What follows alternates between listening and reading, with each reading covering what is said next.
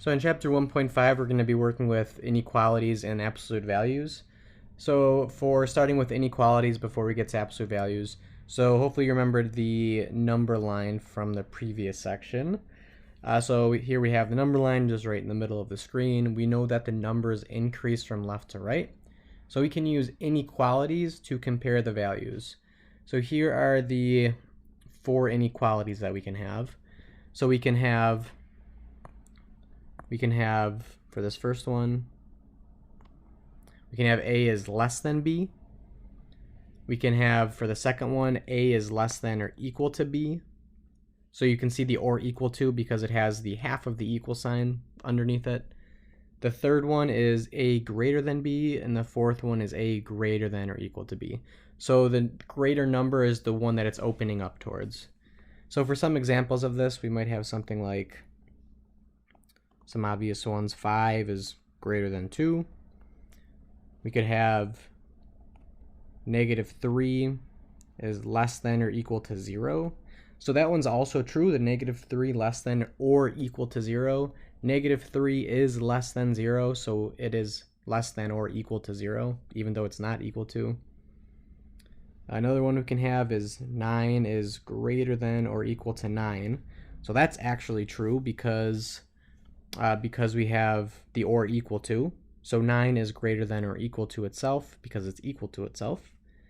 And something like -7 is less than -4. So the negatives ones are, you just have to think about for like a second longer. -7 is more to the left on the number line than -4, which means it's less than -4. So let's do some examples. So for all of these, let's insert either a greater than or less than symbol between each pair of numbers to make a true statement.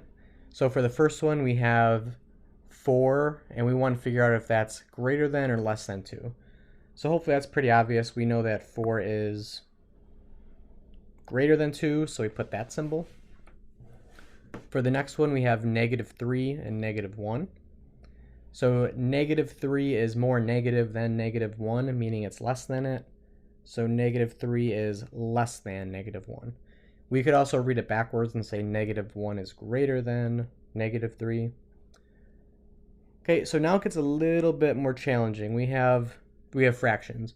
So we have 1/2 and we have 1/4. So what you're going to want to do for these ones, I'll mention the kind of shortcut way in a second. What you're going to want to do is get common denominators and then compare the numerators. So getting a common denominator,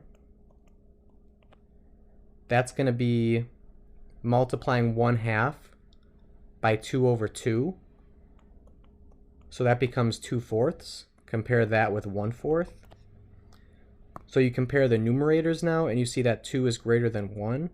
So 2/4 is greater than 1/4, which means 1/2 is greater than 1/4. Okay, so the shortcut way here is they both have the same numerator of 1.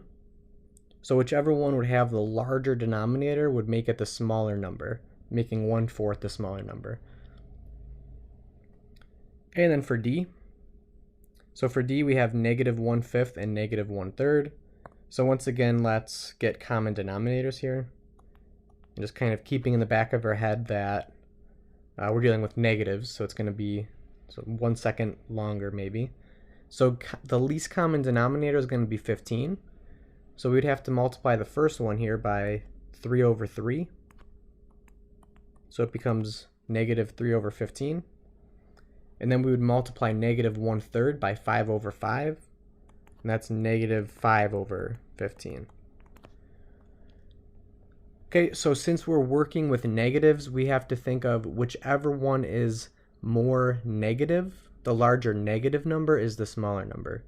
So the one that's more negative is -5/15, meaning -3/15 is the larger number. It's more to the right on the number line. Okay, and then for E, we have -3 and 3. So obviously 3 is greater than -3. For f, we have -4 and 0. 0 is greater than -4, or -4 is less than 0, however you want to read it. And for g, just a little bit of decimal work here. So -1.08 and -1.8. -1.8 is more negative, meaning it's the smaller number, meaning -1.08 is the larger number. So 1.8 is more negative, meaning it's the smaller number. Okay, so let's move on to absolute value. So the absolute value of a real number, which we'll just call x for now, it's denoted with the vertical absolute value bars. So what this is, and then we read it as the absolute value of x, the absolute value of whatever is inside of it. So what this is, it is a distance. So maybe when we get into stuff with the distance formula with two variables, I'll show you how it's the same thing. So all this is, it's a distance from 0 to x on the number line. So it's always going to be non-negative, meaning it's always going to be 0 if it's 0, or it'll be positive. So here's a technical definition that I wrote down here in the middle. The absolute value of x equals, this is called a piecewise function. So this is a piecewise function right here in the middle. It equals -x if x is negative. So think about what that means. If our value was negative, we would plug it in right here, and we would say, okay, then it's negative x, making it a positive x. So all that's doing is negating the negative portion, making it positive. And for the second part down here, if x is positive, then it's just, your answer is just positive x. So don't worry about that definition too much right now. I just wanted to at least introduce what a piecewise function looks like, but don't worry about that too much for right now. Okay, so let's do some examples here. So let's rewrite each expression without the absolute value bars. So for the first one, we have the absolute value of 3. So that is just saying how far away is 3 from 0 on the number line. If we just did a quick little number line over here and say this is 0 and this is 3. So that is pretty obvious. It's just going to be equal to 3. Did not need to really write that number line out. For the next one, we have the absolute value of -2. So for this one, if we have 0 here, -2 over here, so we just want this distance. We don't care about positive or negative. We just want the distance, always positive. That's going to be a distance of 2. So it just makes the number positive. Okay, and then for the next one, for C, we have negative absolute value of 5. So this time it's going to be the absolute value of 5, which is 5, and then it is being negated, so this is actually -5. It's a little bit trickier, but the absolute value on the outside keeps it negative.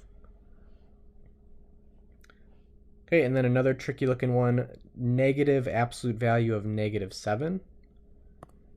So the absolute value of -7 is going to be +7. But once again, we have the negative out front, which is going to make this -7. And for E here, we have the absolute value of 17 minus 23. So 17 minus 23 is -6. So this is equal to the absolute value of -6. And the absolute value of -6, we know, is +6. Okay, so that is evaluating absolute values. So let's do some examples kind of similar to the ones that we did a couple pages ago. So let's insert either a greater than, less than, or equal to sign between each pair of numbers here. So for the first one, we have absolute value of 3 and also 3. So the absolute value of 3 is 3, and the right one is obviously just 3. So these are going to be equal to each other. Next, for b, we have the absolute value of -2, and then we have 2. The absolute value of -2 is 2, and then the right-hand side is just 2. So once again, these are just going to be equal to each other. Okay, and then for c, we have -2 and the absolute value of -4. So we have -2. The absolute value of -4 is going to be +4, which is clearly greater than -2. So we have -2 is less than the absolute value of -4. And for d, we have absolute value of -2 and negative absolute value of -4. The absolute value of -2 is +2. So for this one, the absolute value of -4 is 4, but we still have that negative out front. So in this case, we get 2 is greater than -4. So the absolute value of -2 is greater than negative absolute value of -4. So you just kind of got to be careful with these. Just make sure you're kind of doing what I was doing with the steps on the right there and simplifying it down a little bit. Okay, so that's it for 1.5.